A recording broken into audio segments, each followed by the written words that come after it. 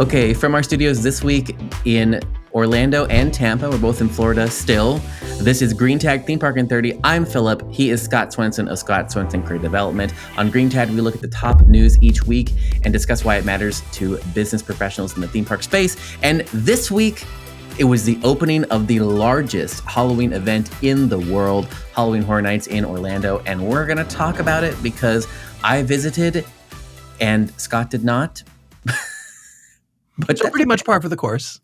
Yeah, that's okay. That's okay. Kind of the way it goes with Horror Nights, you know. Yes, it is a lot, which we will talk about. I feel like there's some really important trends that we're seeing kind of manifest in the Halloween Horror Nights evolution this year. So let's start off. This year, they brought back the Premium Scream Night, which we talked about previously. Basically, what they do with Premium Scream Night is they sell tickets to their dress rehearsal. That's kind of what it is. And so we talked about it last year. Last year was the first year. We talked about last year why it actually is a really good idea, because if you can get guests to pay to subsidize your dress rehearsal, like it's win on every dimension, because they get real guests to practice on. You get to subsidize the cost of having them go dress rehearsal. I mean, it is great. And then they tested the food out last year. So this year, the event sold out, which I think they're going to have to play with this because, first of all, I'm shocked it sold out, because it was $375 a ticket and it sold out. And the lines were not short. And I think that was the biggest problem, is that it's supposed to be a limited capacity event, so that if you're paying that amount, which is a little bit more than you would pay for Express. So it's a little bit more than you would do for that. But the lines ended up being 30 to 60 minutes per house, which means that quite a few people did not finish everything at the event, because there's also lines for food. And then there wasn't enough janitorial staff. So there was just like stacks of trash anywhere you could put trash. Well, because they probably didn't book janitorial staff for the quote unquote dress rehearsal. Yeah. Yeah. Yeah. So it was interesting. I think that I think that the event clearly still works. I think it's just the issue of, like you just said, like, how, basically how do you manage the capacity for this type of an event? And I don't know. I think with the price point though, $375, like they should be able to lower it significantly, at least more than you would expect for for 30 to 60 minutes is. I mean, you basically. I think what I've read a lot of the feedback online, and then I went, so I have my own experience, but essentially it is more expensive than you would have paid for Express, but you would have gotten lower lines with Express. And I think that's a problem they're going to have to rectify. But I think it's just a capacity thing, right, Scott? I mean, just adjust the capacity. Well, it's adjust if you're selling out at a price point and the capacity is too high, lower the capacity, raise the price. Yeah. I mean, it's business 101. It's supply and demand.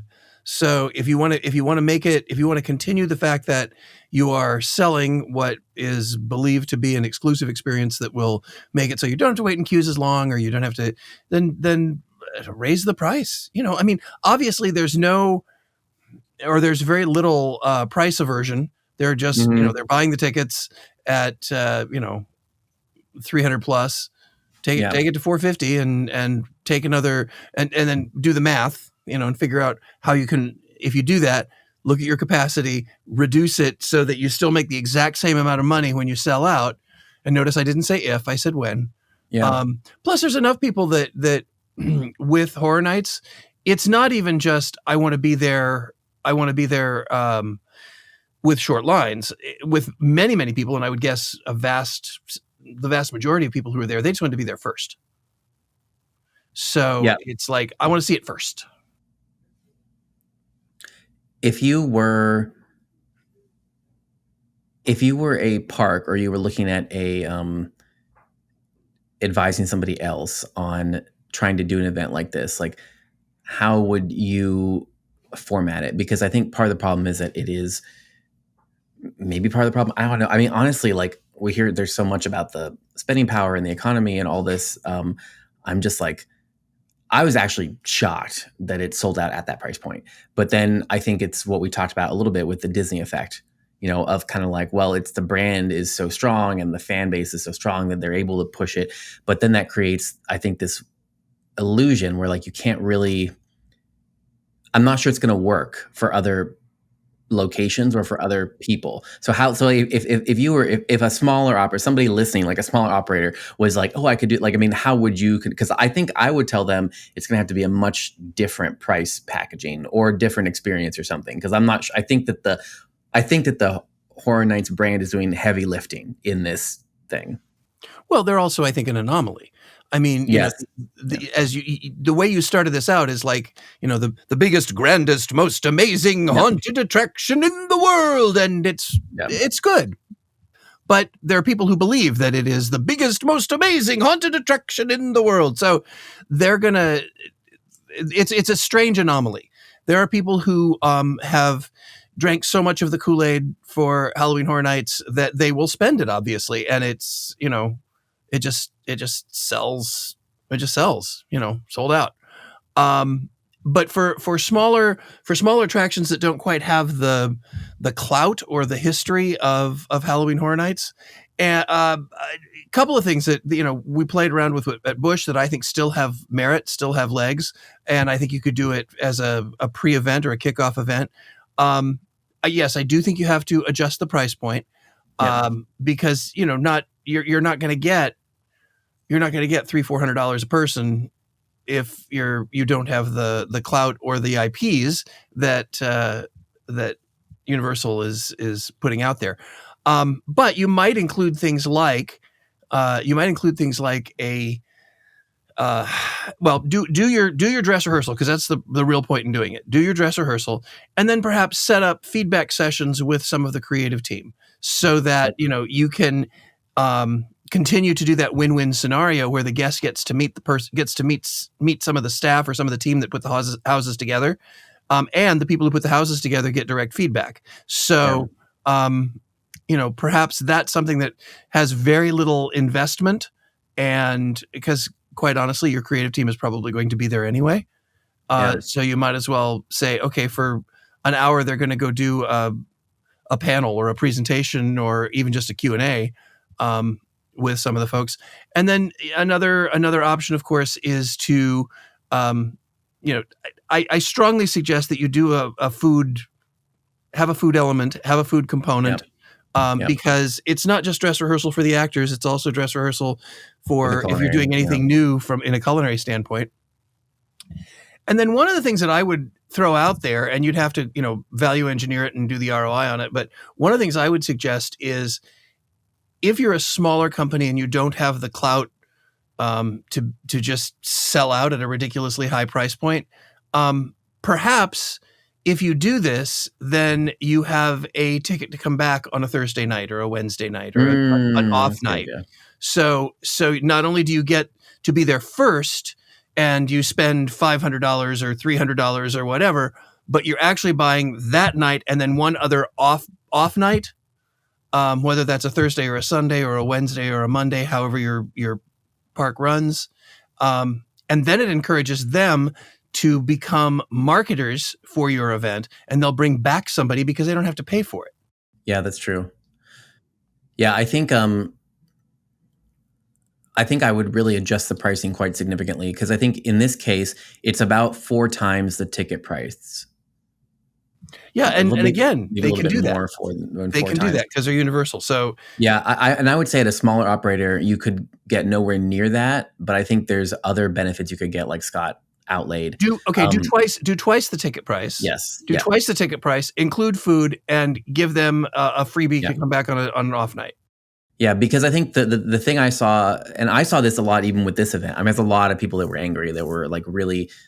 I posted about it on my pages, and I didn't get anything but negative comments on all my pages. So that's just that's anecdotal, I realize, but we're maybe sample size of maybe 50 to 100 is what I polled, and I would say it's because people are doing the calculations, and maybe that's just because of what we talked about with the economy, and people are being like really value sensitive. But I think that's the other trap you don't want to fall into, is you get they can look at your regular ticket price, and they can add express pass to that, and they can add a food option to that, and they can total that up. And then they're like, is this value And where does this fall in the value chain? And that's what I saw over and over and over again, was like, I could have bought, 2 food items and gotten this and had a better experience than this thing. And so I think that's, But would you have gotten to see it first? yeah. And I think it depends on how much that matters to the core. So it's going to have to really be. But I guess my point is, no matter how many people are going to gripe about it and grouse about it, you know what? They're going to do it again next year. Yeah, they're still going to sell and things. it's So going to sell out next year, and probably some of the same people who groused about it this year. I do agree with your point about it's going to have to be more expensive in order to deter people and to make up for that, because that's going to be the other problem, is that Comcast is going to see the numbers. I'm sure that they made profit on it, and they're not going to want to go back. Like, they're not going to want to lose money on it. So in order for you to reduce capacity, you're going to have to raise the price, I think. Well, and I think what you have to ask is, what is the difference between coming to this night and coming to opening night? Yeah.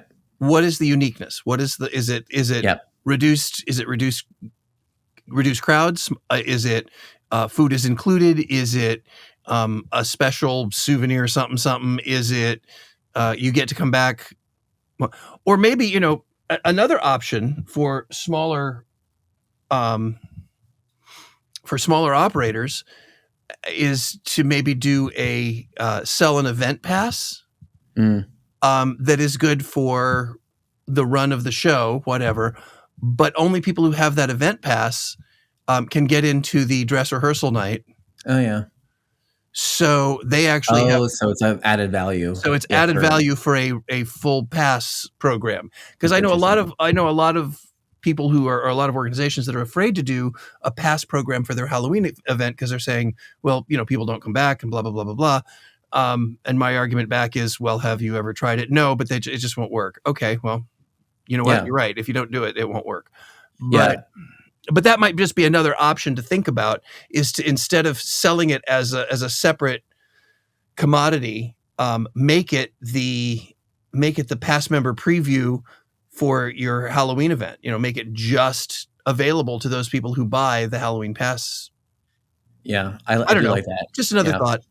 Just for clarification, I didn't mention this, but then when Scott mentioned it, the premium Scream Night this year, they did have a panel from HHN, but it was only a them talking to you panel. It wasn't there was not a Q&A element. I did not go to the panel because I did not know about it. I did not, it was not told to, and I bought a ticket, right? And it was not told to me at any point. The only way I found out about it is because afterwards, when I was getting feedback from people, I did see people mentioned it and had pictures, of the sign and of the presentation. So otherwise I wouldn't have known about it. So, well, and my guess is that too was to control crowds. The capacity, I'm sure it was. Yeah. Cause it was early. It was 7:30 and the event started at 6:30 and it was at 7:30. And then there was a 2-hour rain storm from 8 to 10 or somewhere in there was rain. So anyway, moving on to the event as a whole. Okay. So the event as a whole, they sold out opening night again this year, and opening weekend, because it's also Labor Day weekend, is very full. But I would say overall, the biggest trend I noticed at the event is that it seems to me like they are trying to fit more people in the event as a whole. And they're trying to accomplish that by increasing the entertainment and increasing the footprint. I think these are the biggest trends. The houses are the houses, right? The houses are in the same spots. There are 10 of them. It's the same formula. It's the cut and repeat. It's the house. The IPs are different, but it's the same thing. What's really interesting is what they do with everything else, because that's where you have margin to play, right? And I would say some of the biggest items I noticed this year is they are expanding the footprint. So they moved 4 of the houses out, I would say, past the Blue Man Theater. So when you're walking, you're leaving the park and you're making this big loop. So you're leaving the park, walking past Blue Man Theater, getting in a line, going to the haunt, and then walking, dumping back into the park and doing the whole thing again. So effectively what that does is increasing the footprint of the event. So they're moving the haunts basically way out so that all the lines are not in the park, so that all of the normal guest areas in the park are open so they can physically fit more people. Well, what haunts have been actually in the park footprint before? I mean, what pathways have they taken up with haunts before? Because they've experimented with a bunch of different ideas over the years, and I haven't been in quite a few years now. But they've all, when I went, they were always finding new empty fields, backstage parking lots, when they stopped, when they couldn't afford to rent the sound stages anymore. Yeah. So what's different, I guess? What has opened up since they've moved these haunts? So last year they spent a significant portion of their budget to build two permanent buildings, two permanent stages, backstage with a paved and covered line queue. Right. And so that this year has just been polished. And so there's restrooms back there. There's a whole like space that is not it's a completely backstage, but it's a whole transformed space now where it's like Right. a little self-contained area with restrooms and all that stuff. And so that's one example. The other example is this year, and it could be because of the construction, they're doing the coaster construction, and Right. The Fallon is down, right? So that whole area is down. So that whole area used to be queue lines. You used to have queue line by Fallon and queue line over by that little amphitheater and all that. And instead, all that lines now moved like past Blue Man. So they've made a whole walkway kind of like zone. It's actually labeled on the map as like a haunt pathway or something, where you're walking and there's 4 haunts. The line queues are way back there. So they've really just moved all that space. That's a model that they've used on and off for years, where they will do 4. Yep. Last time I went, they did like 4 haunts back in some back area that were in clear span tents, basically, and with facades. So, everything is in a stage now, so that they're all contained within stages, which is good because of the rain, right? Yep. And then like we talk about, like I will say, they've really found a way.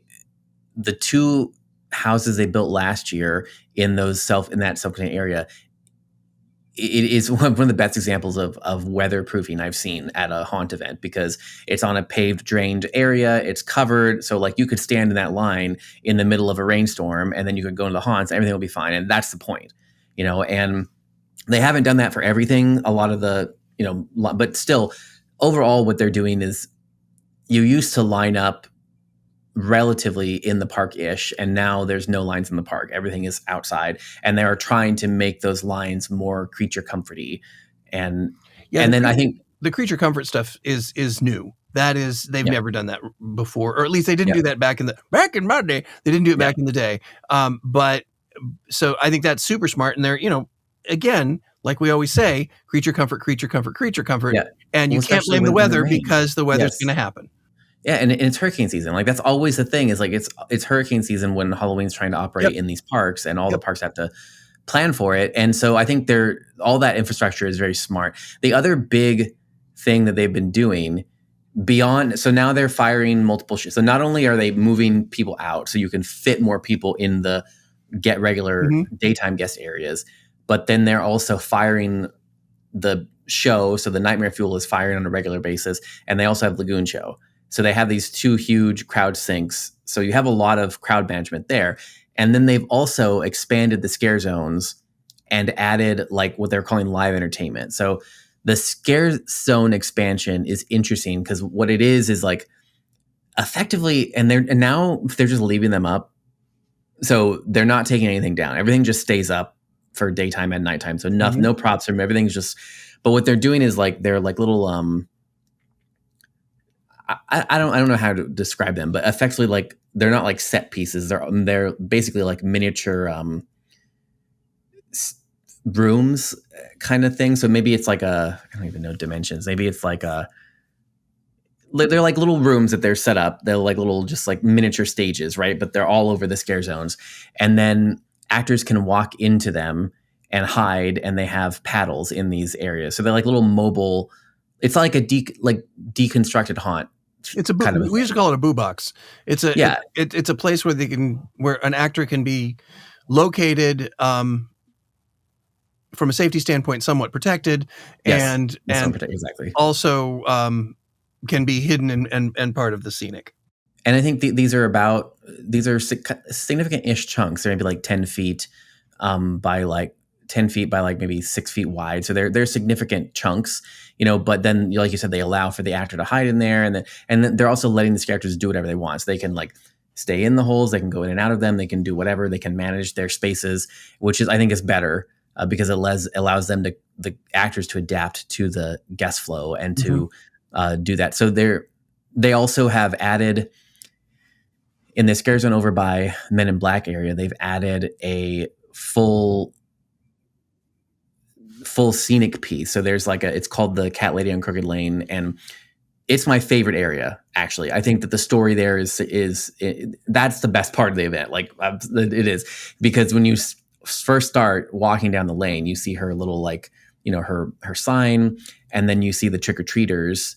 So you encounter trick-or-treaters, and then eventually you start to see like these little cats, and then you see like deformed cats, and then you get to the end and her house, and it's a giant full witch house that has show lighting and show elements and everything. And basically what it does is, I'm not sure on the timing, but every once in a while the show fires, which is a cat luring a trick-or-treater from the front of the street down to the house, and the trick-or-treater goes up on the stage, and the witch feeds her. It's like, oh, here's some candy, but also here's this drink. You know, you should try this drink out of my cauldron, suspiciously, you know. And then the trick-or-treater transforms into like a mutant cat, and then she's like the witch pets her, and then they go out and attack people.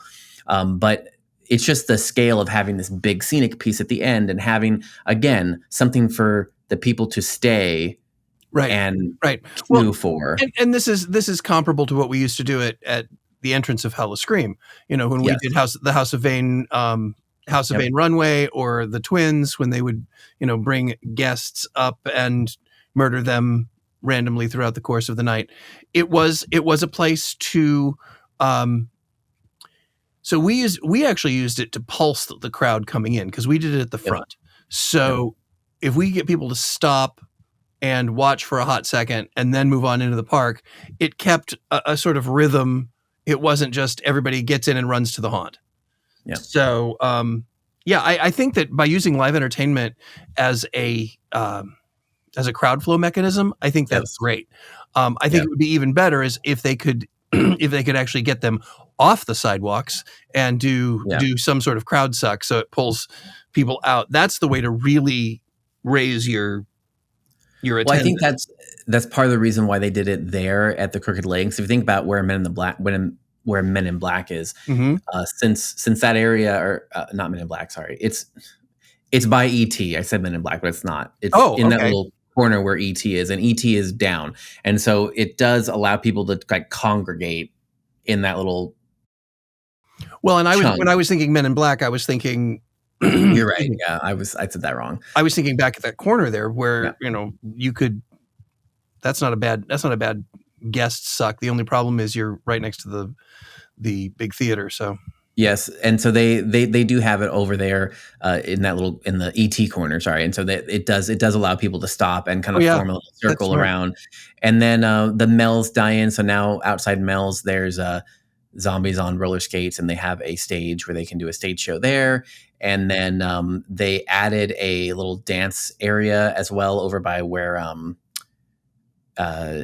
Potter-ish is, by the wharf area. There's a dance zone over there. So basically my point is, what they've done is they've added a lot of entertainment elements. And so I think it's getting closer and closer to where you could build the case of attending the event and not doing the houses. Well, and that's something that many theme parks have been looking at and exploring for several years. I've done some preliminary work for competitors, and to try to make it so that the houses are not the key draw, right? The event, because it limits your capacity. Because you can't, like, you know, I saw this at the event, right? I went 3 days ish in a row, and the wait times. I mean, for this is the problem when they only have 5 IP houses, right? They have, and only 4 that really matter. I mean, honestly, sorry, but like they have Five Nights at Freddy's and Jason and Fallout. And then those are the main ones, but those are frequently over 2 hours. And so this is the problem. The problem is that if too much of the event is centered on the things you have to see, it limits your capacity. And then the people are grumpy because they're waiting 2 or 3 hours for a 5-minute experience. And that's not a good experience. So instead, it's like, if you can make the case of like, you could go with your friend group And then if your friend group is like, I don't want to wait. If someone is like, I don't care about Fallout because I haven't seen it, I'm not going to wait 3 hours. They can go do other things. And if as long as there's enough for them to do, then the friend group can all have a good time because the Fallout diehards can wait and they don't mind waiting. But then the rest of the friend group can Go visit do the other. Yeah, hang out. And then the food is a big element. They really did plus the food again. We talked about that last year where they were, you know, it's only been a few years that they've made full themed, food kiosks, and they've just plus that up more and more because now they're all tied to the IP. So they have Fallout food and they have Terrifier food and blah blah. And so I think it's interesting because in Hollywood they're testing out a dining pass, and I would not be surprised if they tried to turn it into like a Halloween Horror Nights only food festival where they gave you a tasting card and you could do it. And I actually think that's probably the plan. I think they're testing it in Hollywood and then they'll kind of see the reception. And I do think it's going to evolve that way. And I think it should, honestly, because I think it's become enough of a thing where there's enough people that want to try the various food. I think it would work. And especially even at the price range, $13 for like a cup of Spam. I mean, this is Yum. I mean, it's was not yum, but it's I think there's definitely the potential there. Well, for the other appeal to doing that food pass, that food sampling pass, is if they've had any concern about people drinking too much. Now I realize it's really hard to do at a Universal Park because you spend 5 times the amount of the ticket price on enough alcohol to get you drunk. But I think that's also, there's an operational side to that one as well. Yep. What else? Oh, also they're piloting no scare necklaces, which is something they did not publicize previously, and it just kind of like appeared and then took the internet by storm is what happened. And I have not actually seen one. Like I looked to buy one or at least to get a picture of one, and I could not find it. And I also did not see anybody wearing one like the days I went. So I'm not sure. I just know that it's caused an enormous amount of controversy on the internet because people are like, don't bring your children to blah blah blah blah. But I think what this does is support the overall theory that we've been talking about, which is that they are trying to not only expand into more larger demographics with WWE and with gaming, with Fallout, with Five Nights. So they're trying to reach non-classically horror demographics, right? These are not horror diehards. They care about other things. They're trying to reach them. And it seems like they're also trying to reach larger families by making more to just do. So you could envision parents purchasing a ticket for their whole family and showing up, and the parents just enjoying the scare zones and the shows and the food and blah, blah, blah, and letting the kids stand in a 3-hour line to see Five Nights at Freddy's, right? Like I could envision this. And in that model, a no scare necklace would be important because you are going to have people that are never going to go to the houses, and they just don't want to be scared by these boo boxes, that are all around the entertainment zones. Mm-hmm. So I think I could see that. I don't know. We'll see how it does, but basically it's $20 and it only works in the scare zones. It doesn't work in the houses, right? So because you can't see them in the houses anyway. Yeah, but then then it begs the question of like, why would you do this unless you are planning to have a demographic that isn't even interested in the houses? Well, let's go back. But let's go back to what you said before. Horror Nights, because Horror Nights is Horror Nights, the powers that be are looking at it going, we can't expand within this demographic anymore. Yes, correct. We own this demographic, but our stockholders want to continue to see their stocks and their revenues. They want to see, higher per cap, higher money, higher attendance, blah, blah, blah, blah, blah. They want to see all that. So what can we do? And the only thing you can do is to go outside of that core demo. Now, that looks great on paper. The problem is when you go outside that demo, you water down the impact for your core demo. Yep. So, and you can do it, but you have to kind of find that balance. As far as no scare necklaces go, I totally understand why on paper that looks like it makes so much sense, because it's like, oh, I want to go with my friends, but I don't like haunted houses and I don't like to get scared. And so I'll just get the no scare necklace. And the park is going, great. We'll take that extra $20 to do less. Yeah, we'll, that's fine. The problem with that in practice is if there's 5 people and one person in the group has a no scare necklace, guess what happens? None of those 5 people get approached as they go through scare zones. So all the friends who wanted to get scared aren't getting scared because the actors are afraid of scaring somebody who is wearing the no scare necklace. These are all things that look really good on paper. But I in practice, and they may be financially viable as well, because let's face it, those necklaces cost nothing. So, cost of goods on those is virtually nothing. And some people would buy them just to have, that souvenir, just it's the popcorn bucket for the non-scare crowd. So, who knows? But it will impact the overall terror of the event. And so, hopefully they won't continue to water things down with WWE. When they brought in The Weeknd several years ago, I was like, okay, here we go. It's time to not make this Halloween. But I understand WWE, I understand their reason for trying it. Because you can't push that market any further. They already own it. They've already got everybody that they think they're going to get. So now they have to start looking at other ways outside of that. And I just want to warn people that, what is it? Successful pigs live well, but greedy pigs get slaughtered. So just be careful. And that would be the trend for people who aren't in Universal. Universal's going to do what Universal's going to do, because quite honestly, they could not do anything different and still continue to make $1 gazillion every single year, because they are their own IP. Yeah. Halloween Horror Nights is its own IP. So, and a successful one. But for other folks, be careful about watering things down, because if you try to be everything to everyone, you're nothing to anyone. That's so right. Just keep that in mind as you're looking at some of these ideas and going, oh, we should do a no scare necklace. Okay, but recognize you've now made it a family-friendly event. Yeah. And if that's not your target market and that's not your marketing, then and you're going to lose. If you do that, you're going to lose money in alcohol sales. So just look at all the balances. Ask all those questions. All right. But we've given as many answers as we can because we're out of time. So on behalf of Philip Hernandez and myself, Scott Swenson, this is Green Tag Theme Park in 30, and we will see you next week.